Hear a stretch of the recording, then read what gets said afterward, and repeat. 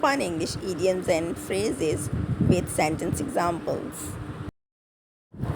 किसी काम या सरगर्मी में बहुत ज़्यादा मसरूफ़ होना, यानी कभी क्या किया जा रहा है, कभी क्या किया जा रहा है, कभी कौन सी चीज़ लाई जा रही है, कभी कौन सी चीज़ लाई जा रही है, इधर उधर भागते दौड़ते मसरूफ़ होना, तो इसे इंग्लिश में कहते हैं bustle about, bustle about. For example, my mom was bustling about in the kitchen all morning making Eid food. मेरी अम्मी सारा दिन ईद का खाना बनाने के लिए बावर्ची खाने में भाग दौड़ करती रहें, यानी बिज़ी रहें या बसल अबाउट करती रहें. माई mom was bustling about in the kitchen all morning making Eid food. दूसरा हमारा फ्रेज़ बड़ा इंटरेस्टिंग भी है. हमारे गुस्से या टेंशन की अपनी ही निकर मत मरोड़ो.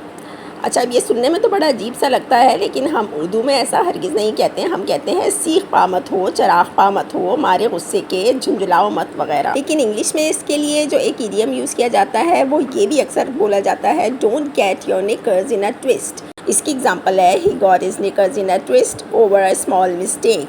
वो एक छोटी सी गलती पर सीख पा हो गया या झुंझला गया. He got his knickers in a twist over a small mistake. हमारा नेक्स्ट फ्रेज़ जो है वो है टू फ्लैक्स. टू फ्लैक्स यानी शो मारना, दिखावा करना, बिला वजह अपनी चीज़ों का रौब जमाना, यानी शो ऑफ करना.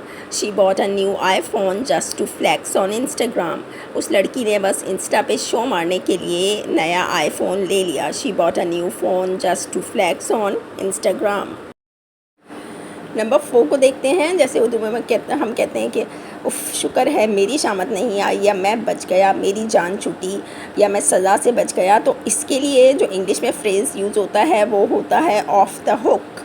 ऑफ द हुक यानी मैं कांटे में फंसा नहीं, मैं कांटे में फंसते फंसते बच गया. इसके अगर हम लिटरल मीनिंग्स देखें तो ये है, लेकिन शुक्र है मेरी शामत नहीं आई, मैं सज़ा से बच गया, मेरी जान छूटी वगैरह.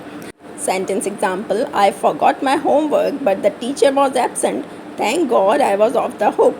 मैं होमवर्क भूल गया था लेकिन टीचर गैर हाजिर थी, शुक्र है मेरी शामत नहीं आई.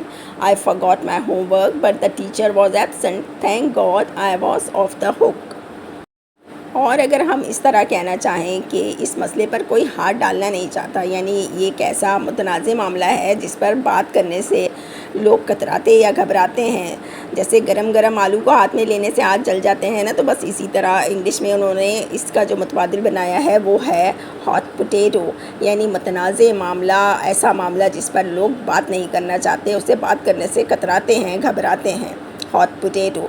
इसका एग्ज़ाम्पल है, tanker mafia is a hot potato in our city. Tanker mafia हमारे शहर का एक ऐसा मुतनाज़ मसला है जिस पर हाथ डालने से सब कतराते हैं.